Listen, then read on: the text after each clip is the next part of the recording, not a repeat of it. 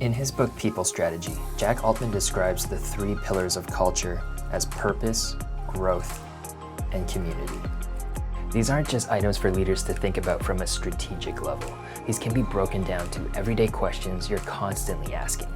For example, what can I share today about how the work we're doing and how we operate ties to our mission and values? What more can I learn about the individuals on my team that will help me be a valuable participant in their growth and development? What am I doing to build more trust, communication, respect, and cooperation with everyone I work with? I want to get even more tactical on these things and spend some time specifically on community. This idea I've borrowed from Claire Liu, the CEO of Know Your Team, and it's the idea of a work preferences survey. In consulting, we're constantly mobilizing and working with new people and teams depending on our projects. We're constantly cycling through these stages of forming, storming, norming, and performing, and the Work Preferences Survey is a great way to help accelerate through these initial stages and acts as a catalyst to community. This is a series of questions that are designed to share with your team how you work. We usually have individuals answer these on their own, and then we come together as a team to discuss our responses. In my experience, this is a community building activity and helps our teams connect, share work-related stories, and by doing so provide insight on who they are, how they work, and maybe even some vulnerabilities that helps build trust. I use this on all my projects and I find that it's fun, engaging, and works a lot better than your typical icebreakers.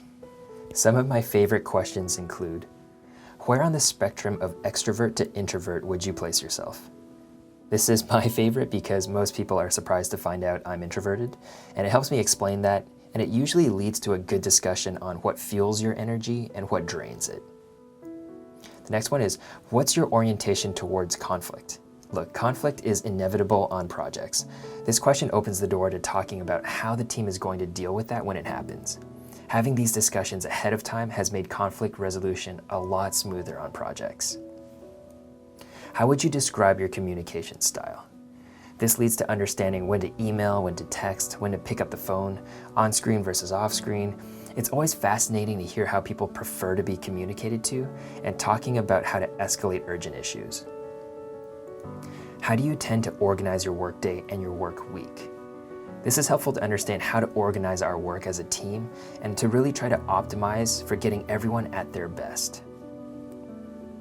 What's your biggest work-related pet peeves? This has always led to some really great work stories. Hey, it's always great to know certain triggers for people and how you can avoid those landmines. I'll include a link to Claire's article below. She has close to 30 questions on there. I've pared it down to 10 questions for my teams, made it part of our onboarding process, and a kickoff activity for new projects. I found that this not only accelerates your team through the forming stage, but it's a great tool to reference when your team starts storming. It helps everyone take a step back, remind one another about what we shared with each other on conflict, and recalibrate before attacking the work again. This is just one building block to support that community pillar of your company culture. As leaders, it's important to think through what we're implementing into our operations around these pillars and how they all work together to strengthen our culture. Well, that's our video for today. In the comments, I'd love to hear more about how you build community or approach the 3 pillars of culture in your company. As always, thanks for watching, and we'll see you on the next one.